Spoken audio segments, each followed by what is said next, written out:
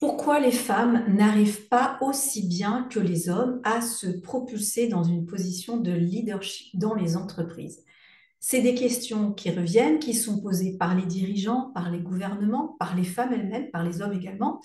Et depuis l'avènement donc d'une nouvelle loi au gouvernement, donc la loi Rixin, depuis 1 an, eh bien l'idée c'est de favoriser l'accès des femmes à des postes de pouvoir ou de responsabilité dans les entreprises. Mais la question c'est qu'est-ce qui fait qu'elles sont bloquées? Alors on a plusieurs réponses. Certains vont dire bah, c'est des freins extérieurs. En général, bah, on préfère favoriser l'accès à des postes de leadership pour les hommes. Et donc, ce sont des freins extérieurs. D'autres diront non, ce sont des freins intérieurs. En réalité, c'est la femme qui n'ose pas se mettre en avant, qui n'ose pas postuler lorsqu'il y a des postes à responsabilité qui sont proposés. Donc, en fait, on oscille entre ces deux réponses. La femme n'arrive pas aussi bien que l'homme à accéder à ces positions de leadership parce que ce sont des freins externes ou bien des freins internes. Soit. Alors, je vais apporter ma petite pierre à l'édifice et je vais aussi apporter ma vision parce qu'on peut faire ce constat qu'il y a des freins externes et internes, mais on peut aussi se poser la question, qu'est-ce que l'on peut mettre en place pour pouvoir, alors soit on va dire pour pouvoir lever les freins, ou moi j'ai envie vraiment de dire pour pouvoir révéler la partie invisible de la femme. J'avais fait une autre vidéo où je parlais de la partie ghost chez la femme, hein, qui vivait dans un monde hémiplégique. D'un côté, il y a elle, femme qui évolue dans un monde où tout a été construit selon une vision masculine. Hein. J'ai parlé de l'architecture, j'avais parlé aussi de la façon dont sont menés les tests, etc. Et maintenant, je propose d'explorer cet autre hémicycle et donc de plonger dans l'univers des femmes. Qu'est-ce que je veux dire par là? Alors, je vais y répondre un petit peu plus loin, mais avant cela, je veux faire une analogie. Il y a quelque temps, j'enseignais en Angleterre, donc j'enseignais avec différents publics, et on avait constaté que les minorités ethniques, notamment les populations d'origine africaine, eh bien que les enfants performaient moins bien que les autres enfants. Et alors, plusieurs théories avaient été élaborées, et une théorie que j'avais trouvée très intéressante, c'était de dire, mais regardez comment on enseigne dans les écoles en Angleterre. C'est notamment et surtout l'outil visuel qui est utilisé, auditif aussi, et on a très peu le canal tactile. Or, il faut savoir que dans les populations plus africaines, eh bien, l'enseignement passe par une notion beaucoup plus tactile. Est-ce que tu as retenu? Est-ce que tu te souviens? Qu'est-ce que tu fais? Allez, on y va. Et donc, tout ce côté tactile n'est pas utilisé dans cet enseignement européen. Et ça peut être une des raisons pour laquelle eh bien, ils n'arrivent pas forcément à faire aussi bien que leurs homologues qui vivent en Angleterre. Alors, de là, on est passé de la pédagogie à l'Ubuntu-gogie. Il y a des articles qui ont été écrits dessus, si ça vous intéresse. J'en avais parlé dans d'autres vidéos. L'Ubuntu Goji, c'est de dire il faut adapter l'enseignement à la culture, à la population. D'accord? Donc, c'est pas complètement fou, c'est pas complètement idiot. Reprenons le sujet des femmes. On sait que les femmes, leur canal privilégié d'apprentissage, ça reste quand même le canal auditif, alors que selon certaines études, pour les hommes, eh bien, ce sera le canal visuel. Donc, si on favorise un enseignement sur le canal auditif, on aura peut-être aussi des meilleurs résultats concernant l'enseignement des filles. Donc là, je suis restée dans l'aspect enseignement pour montrer que quand on analyse des résultats, on dit voilà, un tel fait mieux qu'un tel, mais c'est intéressant de s'interroger sur les outils qui ont été utilisés. Donc, si aujourd'hui, il est reconnu que les outils qui sont utilisés sont majoritairement des outils qui sont faits pour correspondre à l'homme, eh bien, on peut se poser la question, quels seraient les outils qui pourraient correspondre à la femme?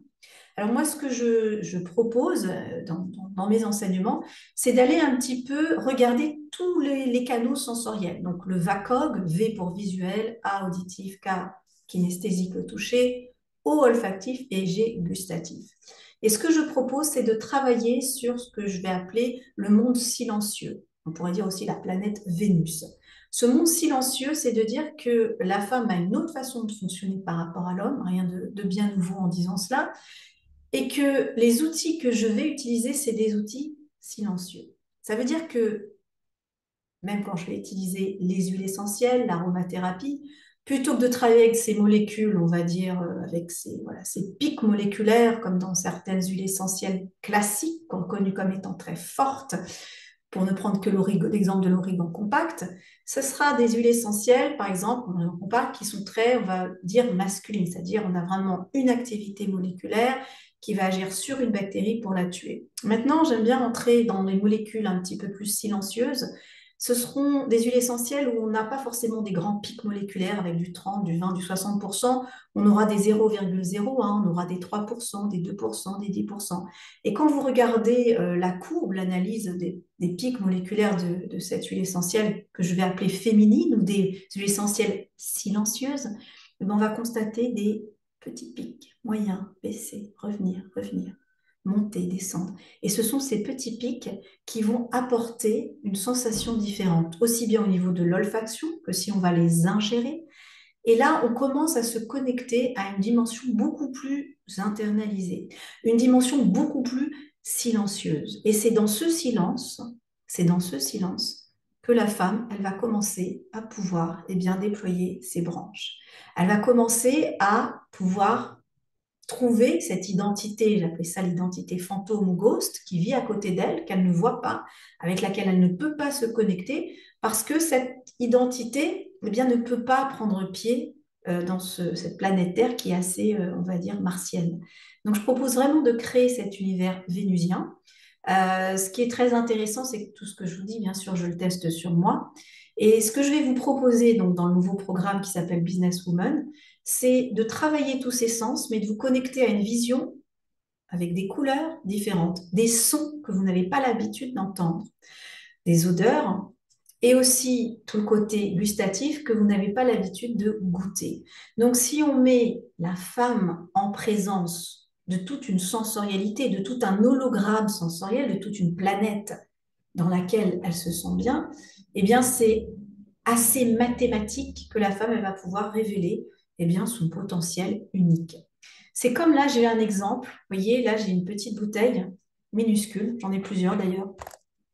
Elles sont vraiment minuscules. Alors, je prends une analogie. Imaginez que la femme, elle vit dans un monde de géants et on lui propose de porter cette bouteille. Bien sûr, elle n'y arrivera pas. On dira, elle est bien faible, elle n'a pas de capacité. Simplement, si dans sa façon de fonctionner, elle est plutôt dans la miniature, plutôt dans le silence, eh bien, essayez de lui faire porter une mini bouteille. Elle y arrive, évidemment. Essayez de lui faire porter cette grosse bouteille, elle n'y arrive pas. Donc, c'est vraiment l'exemple que je donne, il est vraiment presque caricatural, mais c'est vraiment pour montrer cette idée-là. Il ne viendrait à personne de dire à un Lilliputien porte cette bouteille. Eh bien, il en va de même pour l'univers de la femme. D'un point de vue analogique, si on arrive à créer pour cette femme, eh bien, j'allais dire un univers silencieux, c'est dans le silence que les choses vont pouvoir se construire. Et c'est dans ce silence que la femme, elle va pouvoir révéler tout son potentiel. Donc, retenez bien cette analogie avec ces petites bouteilles. On va travailler sur cet hologramme. Et voilà, c'est vraiment quelque chose d'assez unique. Je pense que notamment tout ce qui aura trait à l'aspect moléculaire sera extrêmement intéressant. On verra tout cela dans le programme et comme je le dis souvent, je suis très intéressée d'avoir votre retour parce que pour le moment, eh bien, je teste sur moi. Il y a un certain nombre de personnes, maintenant quelques centaines de personnes qui m'ont suivi sur les différents programmes. Mais là, vraiment, sur ce programme Business Woman, on va carrément créer l'hologramme total. L'hologramme total, ça veut dire tous les différents sens que je vous ai mentionnés. Et je pense que si on commence à pixeliser, si on commence à tisser cette nouvelle matrice, eh bien, vous verrez à quel point c'est tellement facile de pouvoir s'épanouir dedans. Voilà, alors pourquoi est-ce que j'ai intitulé ce programme Business Woman? J'aurais pu l'intituler tout simplement pour les femmes. Pourquoi j'ai voulu l'orienter sur le côté business? Je l'ai déjà dit dans une vidéo précédente, mais je vais le reformuler un petit peu différemment. Depuis que le gouvernement s'est intéressé au pouvoir des femmes dans les entreprises, eh bien, il y a cette loi donc, qui est passée, la loi Rixin, qui nous dit, eh bien, maintenant, femmes, nous avons besoin que vous révéliez votre plein potentiel. On a vu que pendant la crise Covid, vous avez été capable de mettre en avant des capacités inédites qu'on n'a jamais vues. Vous avez été celles qui s'en sont sorties le plus. On a vu, hein, selon un sondage, il faudrait que je retrouve quel était le sondage qui en parlait, mais il a été montré que les pays, les entreprises dans lesquelles la femme avait des postes de responsabilité, eh bien, ces entreprises, ces pays s'en sont bien mieux sortis pendant la crise Covid. Et donc, la France s'est dit, nous aussi, on a des trésors cachés, on a des ressources inexploitées qui s'appellent les femmes. Femmes, il est temps de vous révéler parce que vous êtes la richesse du pays. Ok, il est temps de nous révéler. Encore faut-il nous donner les outils qui soient adaptés. Et ces outils, je le dis, je le maintiens, ce sont des outils silencieux. Je sais que c'est pas très populaire de dire ça comme ça, parce qu'on est dans une civilisation qui doit être assez criarde, mais dans ces outils silencieux, on va récupérer toute notre force. Et c'est ce que je vous propose de découvrir dans le programme Business Woman. Alors, quand je crée ces programmes, c'est vraiment, pour moi, c'est toujours très passionnant parce que bah, déjà, il y a de la lecture derrière. Là, j'ai pris quelques ouvrages, vous voyez, voilà, que je parcours, ce qui a des idées très intéressantes. Le dernier en date, c'est Invisible Woman, en anglais, Exposing Data Bias in a World Designed for Men. Donc, les biais dans un monde qui a été conçu pour les hommes. L'autre, ça s'appelle How the Pill Changes Everything, comment la pilule a tout changé, très intéressant. Les modifications hormonales, la dépression, etc. Là, on a de Titouille Lecoq, ça s'appelle Les grands oubliés. Pourquoi, alors je vais essayer de voir le titre, Pourquoi l'histoire a effacé les femmes. Voilà. Medicine and Healing in the Age of Slavery. C'est pas exactement les femmes, mais c'est autant de l'esclavagisme. Il y a des notions très intéressantes. Femmes dirigeantes. Revue d'études antiques, voilà, on plonge dans le cœur des pharaons. Jeune, fière et féministe, vous voyez, ça monte, ça monte. Et le féminisme, voilà. Donc tout ça, c'est pour ouvrir un petit peu mes champs de compréhension. Et quand je prépare mon cours en dehors des lectures, évidemment, puisque je parle beaucoup de sensorialité, il commence à monter. Comme je parle beaucoup de sensorialité, eh bien, je fais énormément de rituels. Donc, je pratique énormément de rituels physiques. Je travaille avec différentes huiles essentielles, certaines huiles essentielles donc inconnues. Hein, donc, on a vraiment des huiles essentielles nouvelles dont je vais vous parler. Et puis, c'est toute cette... et je parle en différentes langues. Donc, pourquoi? Parce que le fait de lire, le fait de bouger, le fait de lire différents livres, que ce soit en anglais, en français, en espagnol, de parler aussi, des fois j'écris, je parle en différentes langues, eh bien, il va se créer quelque chose de nouveau. Je crée mon propre hologramme, ma propre planète de réflexion dans laquelle je vais pouvoir accoucher de quelque chose de complètement nouveau. Et vous voyez, si j'étais juste sur des livres, ce ne serait pas suffisant. Si j'étais juste sur du sensoriel, ce ne serait pas suffisant. Donc, j'utilise toutes ces ressources qui vont me permettre un petit peu de faire des saltos. Moi, je fais voilà, des saltos au niveau mental, au niveau physique, au niveau sensoriel. Et au bout d'un moment, à force de faire toutes ces différents mouvements, aussi bien intellectuels que physiques, eh bien, j'arrive avec des matériaux, avec une nourriture qui est complètement originale et des plats. C'est comme si je présentais un plat complètement nouveau. Donc, je me perçois un petit peu comme une espèce de cuisinière mentale, cuisinière physique, en quelque sorte, ou ingénieur physique, mental, peu importe. Et j'arrive avec quelque chose de complètement nouveau. Et ce qui me ravit vraiment, c'est de voir les retours ensuite que j'en ai, parce que je pense que de pouvoir offrir cette flexibilité mentale, physique, de rentrer en lien avec des choses complètement inédites, eh bien, il y a un changement dans les personnes qui appliquent ces programmes. Et ça, c'est vraiment le plus beau cadeau. Le plus beau cadeau que je puisse avoir, c'est quand je reçois ces retours d'expérience de personnes qui commencent ouais, à vivre différemment, à changer différemment. Par exemple, là, je vous parle, souvent, je dis vérifiez votre ventre, parce que souvent, le ventre, il est rentré. Le fait simplement de prendre conscience que on est en train de se conformer à une certaine posture physique et de savoir que c'est important aussi de relâcher, ça, c'est tout un travail.